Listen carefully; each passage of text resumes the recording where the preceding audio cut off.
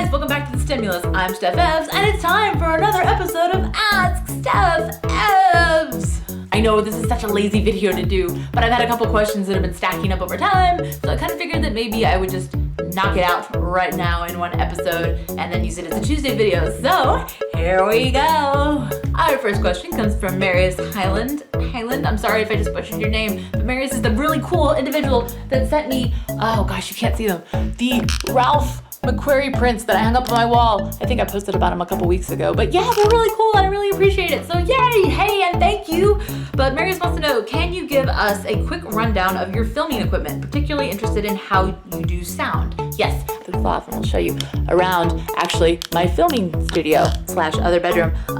So filming setup, here, walk over here. It consists of, for Twistums, it consists of a green screen, which I'm still figuring out how to use. I'm not 100% good at it yet, but I'm getting better. And then I also have the studio lighting, which you can see behind me. This is opposite the green screen, so green screen, lighting. And then I use, this is so just like not professional, but this is what I use. I outline what I talk about on Twistums on these whiteboards seen here, and Loki thinks that I'm coming to play with him. Hi buddy, how are you?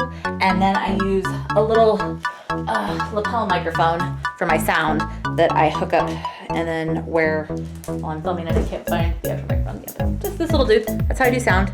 And then I'm filming on a Canon HD camera with a flip screen. So that's what I use to film. So yeah, thank you very much for the question. Our next question comes from Stats Jeff, who wants to know, if you could teleport anywhere in the universe, in a protected bubble, of course, where would you go?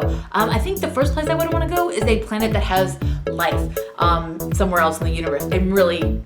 I want to see that happen in my lifetime. I want to see humans reach another planet with life. It's not going to happen, but I would love to go there, visit, just examine the different life forms, how they've evolved, how they're similar from us, how they're different. I think that would be so cool. And then after that, the closest Portillo's. Yeah. If you're from Chicago, you know what I mean. Portillo's hot dogs. If I ever die, that will be my last meal, is two chili cheese dogs from Portillo's with onion rings and a chocolate shake. So yeah, that would be number 2 on the list. But thank you for the question. Our next question comes from hardock_spiffy, who asks, what scientific discovery / breakthrough do you want to happen most in your lifetime? Tough call, but for me, I think it's definitely, I'm kind of biased, but I definitely want to see humans expand out into our solar system. Definitely to Mars. I know it's going to happen in the 2030s, so I'm super stoked about that, if funding continues to flow in. But I would also love to see us go other places in the solar system, like Europa, just humans in general, humans expanding into our solar system and just going beyond Earth. That's what I want to see in my lifetime, because I have yet to see humans have boots on another body in our solar system. I wasn't around for the moon landings or anything like that, and that's what I want to see. Yeah, so thank you for the question. Our next question comes from the super talented Rob Cabrera, who's the artist for The Stimulus and my wonderful friend and co-producer. And coincidentally, if you really want a super awesome piece of artwork done by Rob, all you have to do is go buy a Stimulus t-shirt, screen cap your proof of purchase, and send it to me, and you will automatically be entered to potentially win one, which I'll be drawing next Friday. So yeah, there's that shameless plug right there. Go buy a Stimulus t-shirt, or just help spread the word. But yeah, do the thing.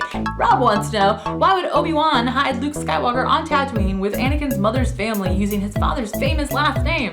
I don't know, Rob. Obi-Wan wasn't exactly known for making good decisions at that point in his life. He snuck on with Anakin's wife, who, you really couldn't see that he probably would kill her because he was kind of a loose cannon at that point. And then he didn't actually kill Anakin. He just left him to die at the edge of the lava river. If it was me, I was really tired of angsty Hayden Christensen's little punk rear end at that point, and I would have punted him right into the lava. Like, story over, millions and bajillions of lives saved, no wars, no empires, like, whatever. That would have been me. And then, yeah, the fact that he left Luke with Owen and Beru, like, really, that's just typical Obi-Wan. Stupid. Don't even talk to me about that third meme. Annie, you're breaking my heart. She deserved better. She ruled a planet when she was 14. She was a boss. She deserved better. God, yeah. You just lost the will to live. No, you didn't. You deserved better. It's okay. Anyway, nerd rage. Ugh, okay, we're through the nerd rage. Our next question comes from @BioMechSpeaks, who asks, what do you think is the biggest misperception about STEM people that should be reversed? I I think that the biggest misperception about STEM people is that we're a bunch of like white guys with pocket protectors and taped up glasses who have never seen the light of day and don't know how to interact with people. STEM is a beautifully diverse place of all genders and all races, and just it's so diverse and so beautiful. And yes, some of us don't have social skills, but a lot of us do. We're not all a bunch of pocket protector wearing nerds. We're very approachable people, and we're not also like intimidatingly smart that are just gonna knock you down. I get that perception a lot from people that are like, oh, you're a rocket scientist? Oh, well, I don't want to talk with you about this and that. It's like, no. If you don't understand something, let me talk to you about it and maybe I can educate you. So don't be intimidated by me just because I'm an aerospace engineer. I'm not smart about everything. I'm smart about what I need to be to do my job. And other than that, like, I love interacting with people. I think it's great. I used to be painfully shy, but for me personally, I love being able to talk to people about what I do and what I love and what I'm passionate about. So yes, some of us are, not approachable, and that's just how it is with everybody though. I think every career field has that. But yeah, it's a beautifully diverse place. There's a lot of camaraderie, and I think overall, a lot of people think that we're just like a bunch of snobby, like smart people that don't seem to be able to interact with other humans, and we're just like robots. At least that's the perception I get from a lot of people when they are like, oh, you're an engineer? You don't look like an engineer. It's that whole you don't look like an engineer thing.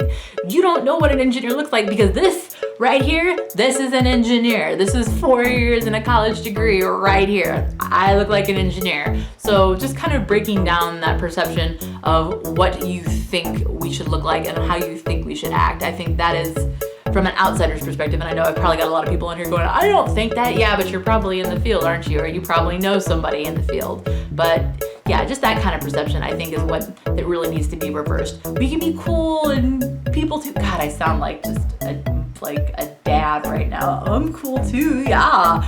But yeah, this is what an engineer looks like. I'm not the secretary that showed up. Don't ask me to say something smart. I have had that on business trips before. I am an engineer. This is what we look like. And it's a beautifully diverse place with a variety of people, and just, yeah, we don't all look the same. That's just it, I guess. Wow, that rambled. Okay, moving on. Our next question comes from Bookman Dan, who asks, what's the highest level of the volume on your second favorite TV?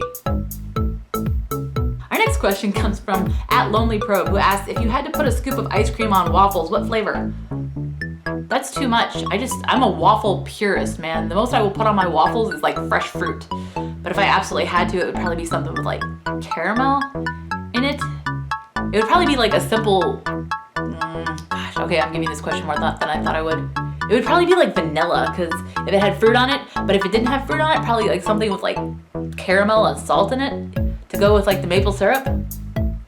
Yeah, that's what we'd go with. None of this like crazy rocky road crap, just pure, simple and pure. But I'm typically a waffles purist. Just give me some fresh fruit to put on it, or like some blueberry syrup, and just, yeah, with a little bit of whipped cream. Okay, I'm hungry. I gotta stop. Our final question of the week comes from @StuartForbes1, who asks, do you think Sean Bean will die in The Martian? Spoilers!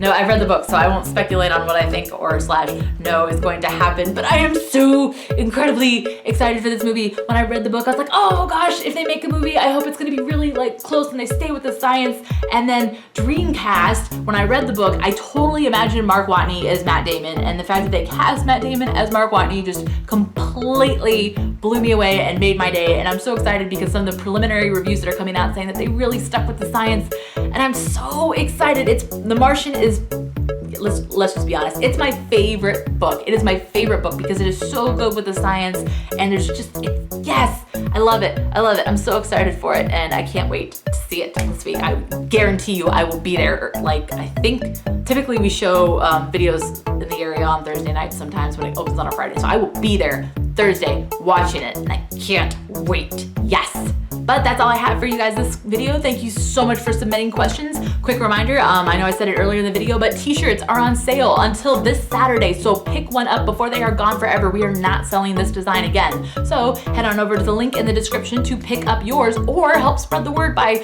spreading it on your social media, telling your family, telling your friends. Time is running out. Help me out here, guys. Every cent is going towards helping the stimulus be more awesome, and I really appreciate all your guys' help. And for everybody that's already bought a t-shirt, thank you so much. Also, don't forget that Twistin is back this Saturday. So as always, if you find any really cool STEM-related news stories, feel free to send them to me on Twitter at Steph Evz 43 using the hashtag #TwistTime, and they just might wind up in next week's show. But that is all I have for you guys. Thank you so much for your questions and tuning in. Stay well, stay awesome, have a wonderful rest of your week, and I will see you next time.